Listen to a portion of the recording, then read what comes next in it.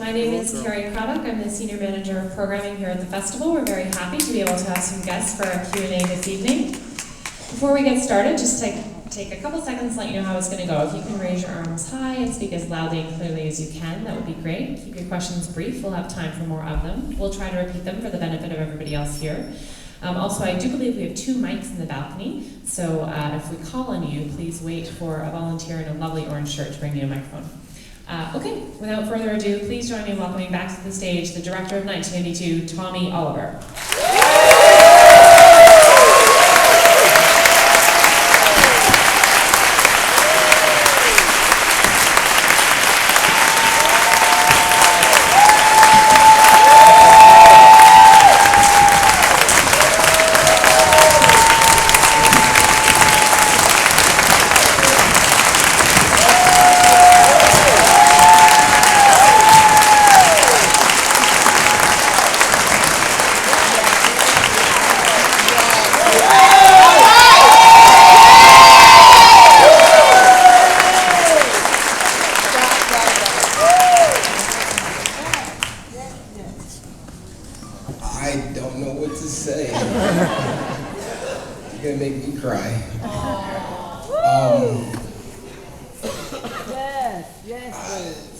I'm just going to start by bringing up the people who are a part of the film. I'm going to start with my dear friend and business partner and lead, Harper.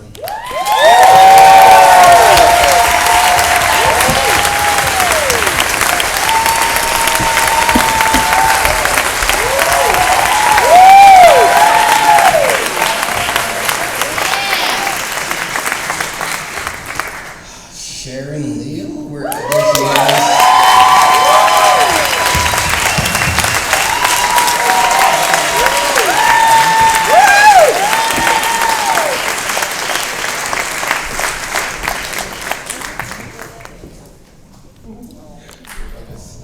Lala Anthony.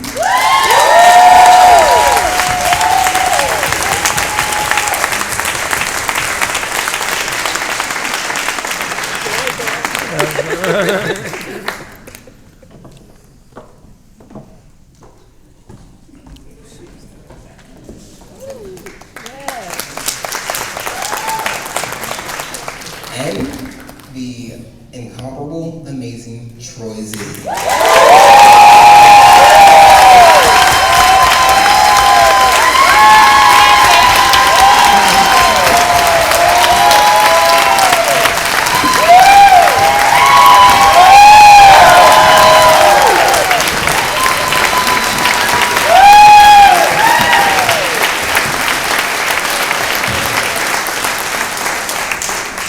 I also want to ask if there's anybody else who's a part of the film, please stand.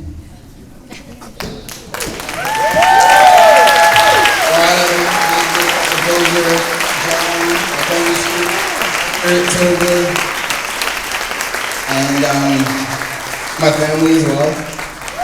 Stand. We actually shot most of this film in the neighborhood that I grew up in, on the very street in the actual house. I moved my grandmother out of the house she lived in for the past 45 years. And she could not have been sweeter about it. I was kind of nervous about asking her, and she just said, "Whatever you need, baby." There you go.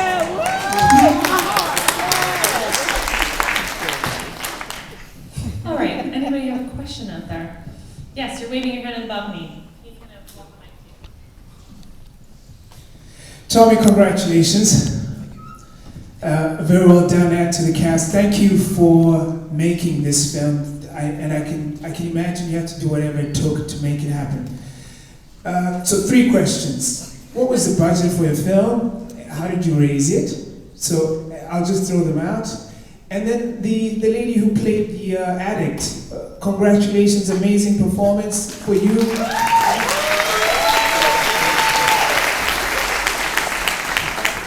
A question for you would be how you prepared for the role, and then back to you, Tommy. Last question.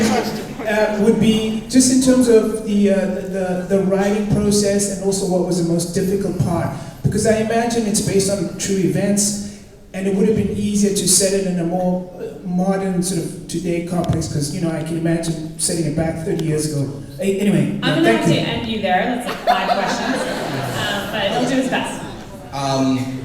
Can't tell you the budget.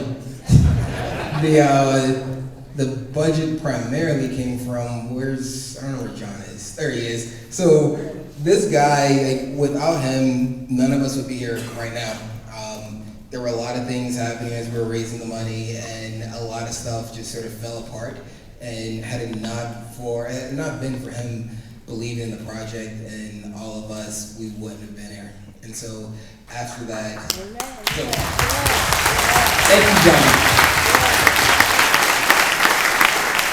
And so after that, actually a little bit further down, Marseille came in and gave us some money, and then we got a grant from the San Francisco Film Society, which was amazing. And it was a hard and early process, but we had a lot of good people and people who believed in us. As for the writing process, I lived a lot of it. This film is based large in part on the emotions that I dealt with as growing up with a mother who was addicted to crack.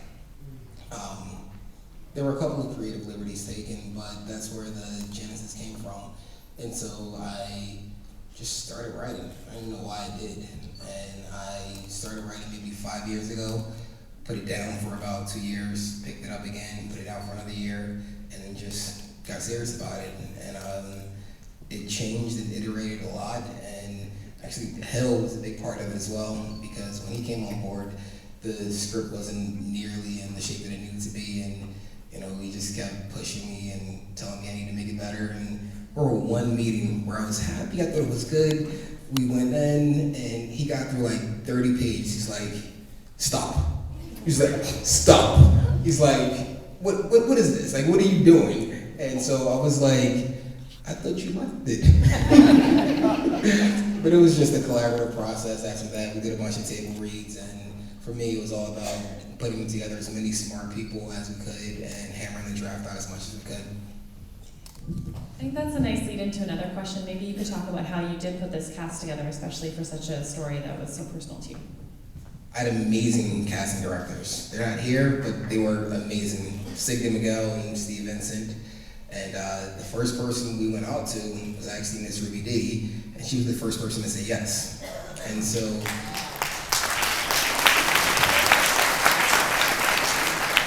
having a legendary Oscar-nominated actress as part of the cast did not hurt.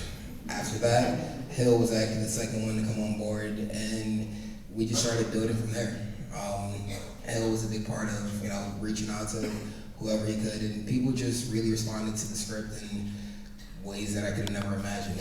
And so we just kept pushing and building, and here we are. Okay, next question. I'm gonna go to the guy in the back here, just before the back section. Yeah, and you're wearing a black shirt. Yeah, go ahead.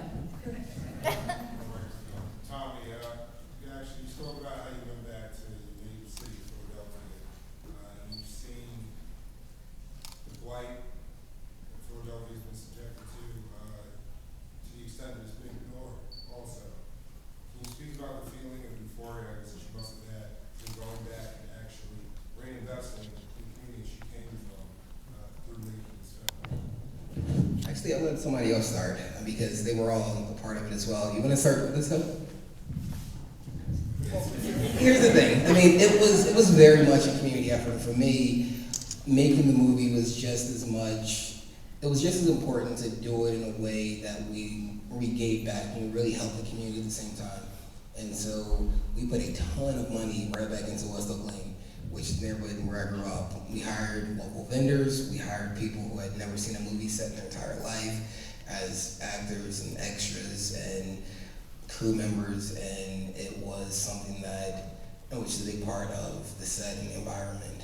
And for me, it's all about making a difference. And one of the ways is through making movies that hopefully matter and hopefully resonate, but also by doing things that have real financial impact.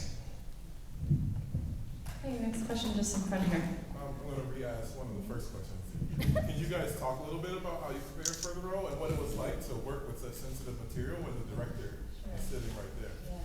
Well, one of the luxuries of, playing roles or telling a story that's based on true events is having, the man who actually experienced it himself in your pocket. So he was a huge sounding board for me, and in terms of just trying to convey what an addict goes through, I searched online night after night, interviewing or interviews of women on the street. That was really helpful, and I sort of zeroed in on one particular woman who spoke to me because there was some sort of lucidity about the way she lives still, even though she was in the throes of her addiction. So she spoke to me, and I kind of kept her with me, and it was, it's definitely challenging because you want to play it with a certain degree of crackheadness, so not to go too far. So I was really concerned and anxiety-ridden over, just how far I should go. And I'm living in LA, but I drove to Skid Row one afternoon and observed a few people on the street, and again, Tommy, just through the information that he was able to give me, that really helped a lot. Hopefully it all worked.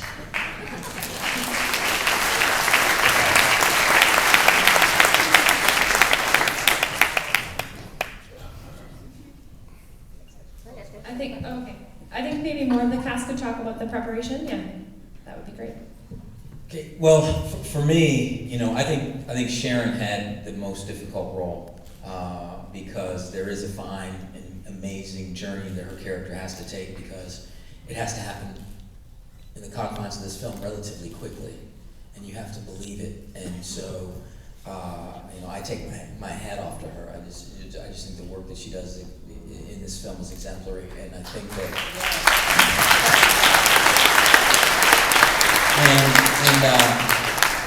It's wonderful working with a young filmmaker who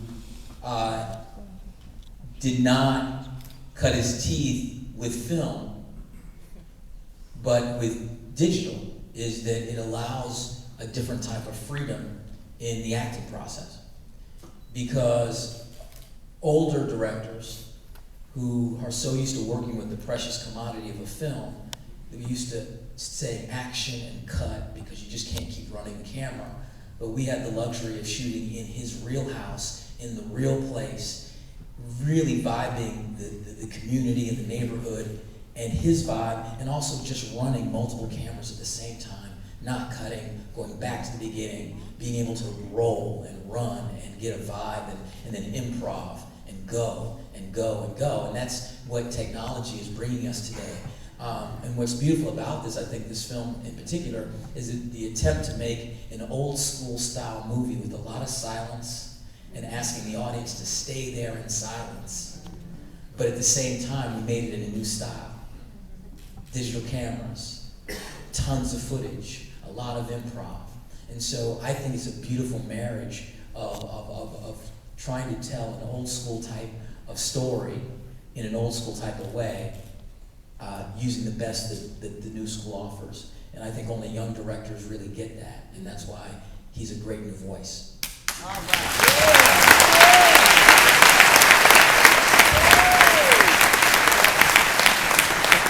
Yes, just close to the aisle here, you have your hand up in black. Yes, first just to lighten it up, I thought it was funny that Wayne Brady took on that. But my question to you is, because this was so personal, you was completing this film and writing it, was it therapeutic to healing some of those old hurts and stuff that you must have dealt with as a kid? This may sound like a plug for TIFF, but the most therapeutic part actually came when Cameron sent me an email inviting us to premiere here, because it was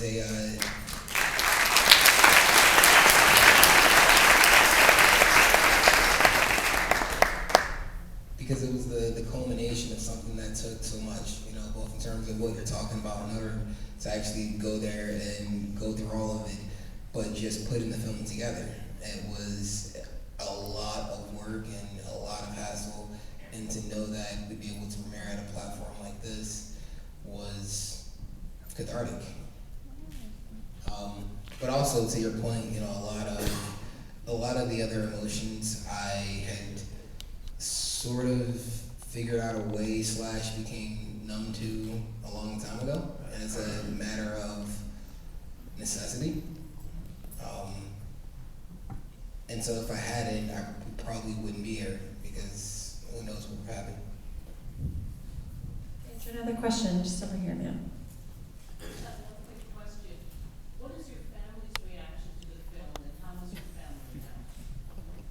My family is lovely, and I have no idea what their reaction is because they haven't seen it yet.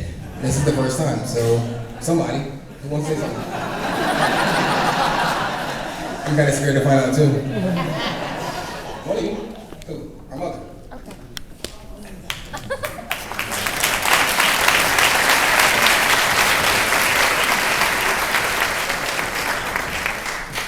Well, I actually enjoyed the film. I thought it was a really good job done. It was phenomenal. He went through a lot of stuff in during my addiction. And it showed on film.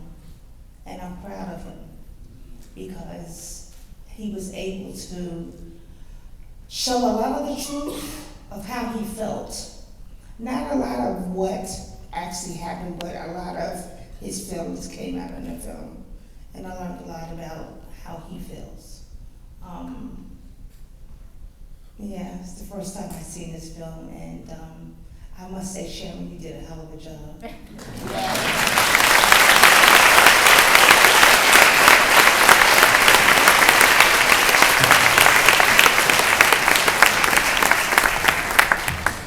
Okay, just down in front here. Go ahead.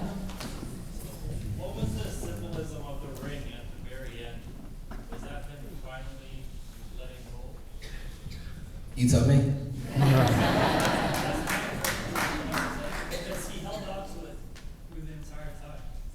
You know, part of what I like to do is let the audience bring a lot of themselves into the movie, and so it's not dictating every single thing, and so that can be interpreted whatever way you like. So if it's that for you, cool. I'm sure other people have different interpretations. Neither one's wrong. Okay, we have time for a couple more questions. Yes, you're wearing white in the middle. This is a question for Troi. First of all, your performance.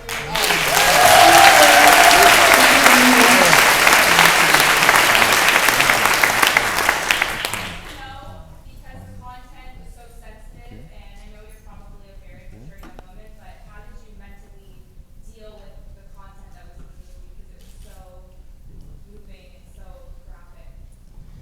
Well, when I first read the script, I was deeply moved, and I was very, very surprised that he would, Mr. Tommy Oliver, would let this story, reach the world.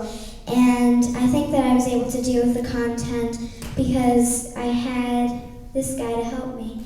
He had dealt with her wit, and he was all I really needed to really get in character with Maya. Because Maya is a very deep person, and she's someone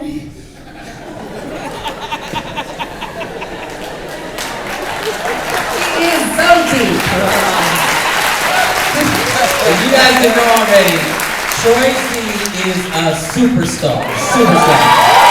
This is her first movie, and she's gonna have a career that will blow us all away. Also, she just happens to be one of these remarkable young girls. I mean, you were 10 when you did it, who's just grounded and focused and listens and does everything that you want, a director wants her to do. She's just so available. She's just this vessel. She just brings, she just gets it. And not every child is like that, but she's just like that. She's just really special.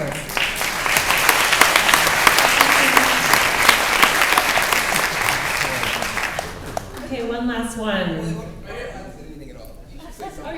Well, I just want to say I was so grateful to be a part of such an amazing film and just, seeing Tommy's story come to life. Same with me, when I read the script, I knew it came from a personal place. I mean, it was so powerful, and I knew someone had to experience this to have written it the way I read it, and this was his life, and I just want to commend you for allowing all of us to watch that. That was very brave of you.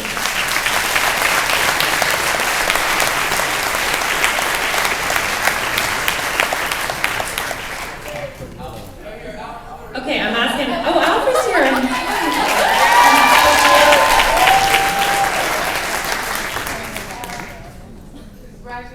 Congratulations all across that stage, all across the Troi and family. I was just curious, and it was about Niecy. I just wanted to hear more. Did you use Niecy as a device, and Lala, I'd like you to comment on this, or was there that person, or was she a composite? Who was Niecy, and Lala, how did you approach that, knowing that you had a specific amount of time to establish something very real?